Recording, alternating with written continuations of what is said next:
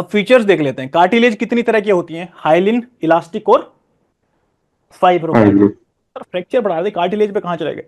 देखो थोड़ा एक आइडिया होना चाहिए, सारा है ना, जहां पे हम जो चीज पढ़ रहे हैं उसके आसपास का थोड़ा आइडिया रहेगा ना, तो प्रैक्टिकल बन जाती है चीज, थोड़ा आसान लगती है वो। बजाय कि सीधा कार्टिलेज, हाँ बस कार्टिलेज टूटेगा तो कार्टिलेज फ्रैक्चर, आर्टिकुलर फ्रैक्चर मान लेंगे, नहीं। अब कार्टिलेज बोन्स के ऊपर ही होती है नहीं सर, वो जगह भी होती है। या कान में भी यहाँ होती पे है, भी है, नोज, कान के अंदर, नाक के, नोज में भी नाक सर। के अंदर भी है, ट्रैकिया के अंदर भी है, सही बात है। Yes sir. तो हाईली, ये ज्यादा मजबूत लग रही है क्या आपको कान वाली? नो हाँ सर। यस तो सर। ज्यादा स्मूथ है ये तो। क्या बोलते हैं इसको, इलास्टिक बोल दो क्या? Elastic yes cartilage. सर। बिल्कुल यस सर। इलास्टिक कार्टिलेज है ये यहाँ पे आपकी इलास्टिक कार्टिलेज हो जाएगी। किससे बनती है? इलास्टिक फाइबर से और कोलेजन से। अब कोलेजन से मुझे एक बात याद आ रही है, कल के लेक्चर से आप लोगों को भी याद आ रही है क्या? हमने कुछ ब्लड क्लोट में पढ़ा था कोलेजन वाला। Type 3 to type 1। Yes sir. Type 3 और टाइप 1, मजबूत कौन सा था? Type one. Type 1। Type 1। Type 1 वाला ज्यादा मजबूत था। बनता कौन सा है सबसे पहले? टाइप 3। टाइप 3। टाइप 3 बनता है, और उसके बाद टाइप 3 से टाइप 1 बनना स्टार्ट हो जाता है। ठीक है, इतना हमने पढ़ा था। अब यहां पे कंफ्यूजन होगा, इसलिए मैंने वो पॉइंट याद दिला दिया आपको। अब ये देखो, हाइलिन कार्टिलेज जो है ये स्मूथ होती है।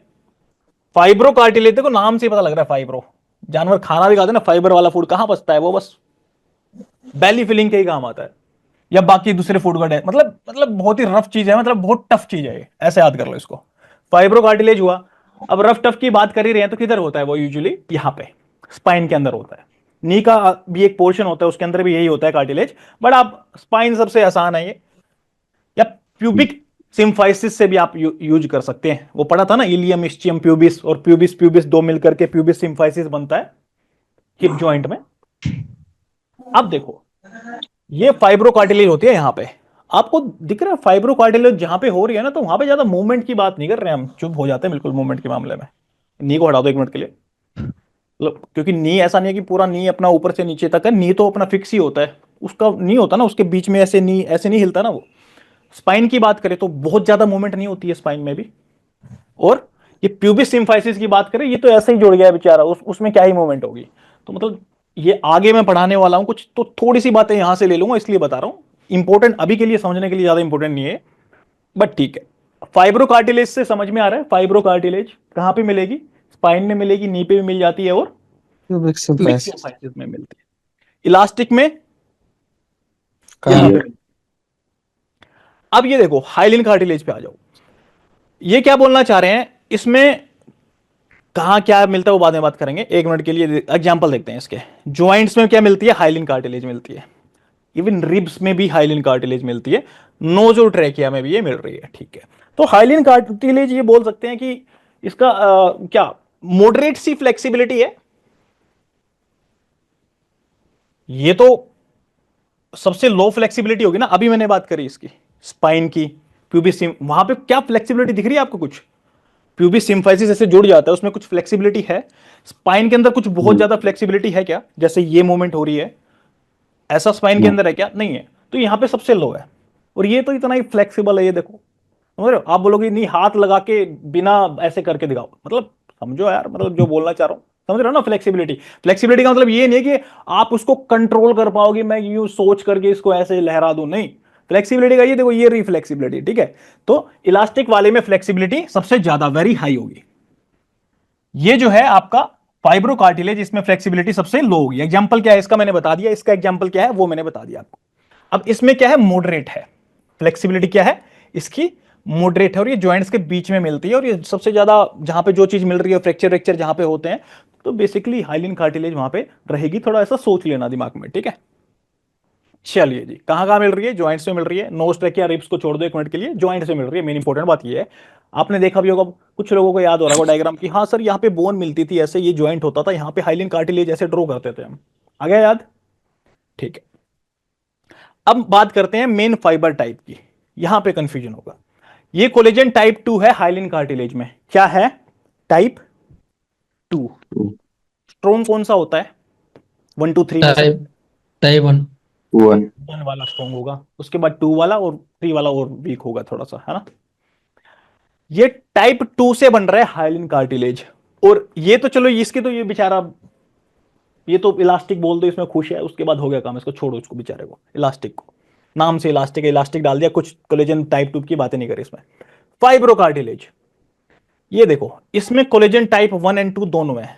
अब मेरे को बताओ अपने कॉन्सेप्ट के हिसाब से मजबूत ज्यादा कौन सा होना चाहिए? Type type 1। 1। टाइप 1 होना चाहिए कि टाइप यस 2 सर। होना चाहिए? Type type 1। 1। टाइप 1 होना चाहिए। अब टाइप 1 किस में आ रहा है भाई? फाइब्रोकार्टिलेज। इसमें ये वेरी स्ट्रॉन्ग है। अब किसी को डाउट है तो बता देना मेरे को एक बार।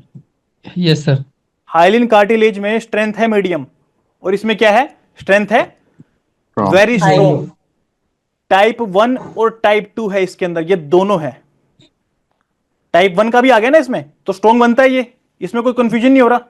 बट कुछ एग्जांपल्स आगे ऐसे भी आएंगे, हालांकि मैंने इसमें नहीं डाले हैं, ज्यादा कंफ्यूजन हो जाए आपको।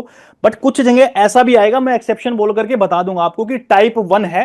क्या ऐसा हो सकता है कि किसी में कोलेजन 1 है, किसी में कोलेजन टाइप 2 है, लेकिन 2 वाला ज्यादा स्ट्रॉन्ग है?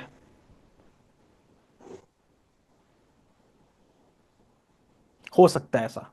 क्यों होगा ऐसा? इसका कोई लॉजिक दे सकता है मेरे को?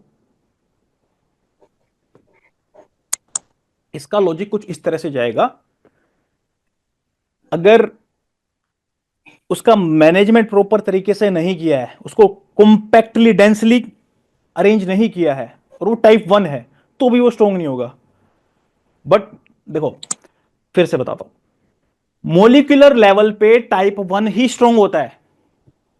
मोलिकुलर लेवल पे एक सिंगल इंडिविजुअल, आपको मान के चले कि आपकी क्लास में सबसे होशियार बच्चा है, वो मोलिकुलर मतलब इंडिविजुअल लेवल पे वो सबसे स्ट्रॉन्ग है। बट जब टीम की बात आती है ना, ऐसे 10 लोगों को इकट्ठा कर देते हैं, तो वो अच्छा परफॉर्म नहीं कर पा रहे, उस टाइम पे वो परफॉर्म अच्छा नहीं कर पा रहे। तो उनकी जो अरेंजमेंट है ना, उसके ऊपर भी डिपेंड करेगा। हालांकि ये चीजें मैं अभी बता रहा हूं, आगे जाके काम आएंगी, बट थोड़ा एक डाउट जो आ सकता है वो पहले से क्लियर करके चल रहा हूं मैं, ठीक है? चलो कोई बात नहीं, अभी नहीं आया तो बहुत अच्छी बात है, डाउट आए तो किसी को फिर बताता हूं। फ्लेक्सिबिलिटी, यहां पे क्या है? मॉडरेट है। यहां पे क्या है? फ्लेक्सिबिलिटी लो है, होनी भी लो। चाहिए लो, क्योंकि टाइप 1 वाला स्ट्रॉन्ग है इसके अंदर। शोक अब्जॉर्प्शन इसमें क्या है? हाई है। इसमें लो है, इसमें वेरी हाई है। शोक अब्जॉर्प्शन की हम बात कर रहे हैं, ठीक है? कॉमन लोकेशन सबकी हमने डिस्कस कर ली, और जो चीजें थी मेरे हिसाब से एक आइडिया हो जाना चाहिए इसमें। मैं सिर्फ इतना बताना चाह रहा था। कोंड्रल वर्ड किसके लिए यूज करते हैं? सब कोंड्रल, कोंड्रल, याद आ रहा है किसी को? कार्टिलेज के लिए सर। कार्टिलेज के लिए यूज करते हैं ना? क्या सोचते हो यार? चलो